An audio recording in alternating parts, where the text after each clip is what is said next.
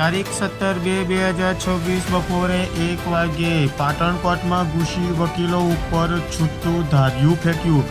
શખ્સની અટકાયત કરવામાં આવી, પરંતુ સુરક્ષા સામે સવાલ.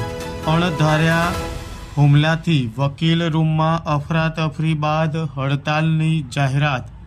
પાટણ જિલ્લા અદાલતના ગ્રાઉન્ડ ફ્લોર ઉપર આવેલા વકીલ રૂમમાં એક અજાણ્યા શખ્સે ધારિયા વડે વકીલો ઉપર હુમલો કરવાનો પ્રયાસ કર્યો હતો. આ ઘટનાથી કોર્ટ પરિસરમાં સુરક્ષા વ્યવસ્થા સામે સવાલો ઊભા થયા છે.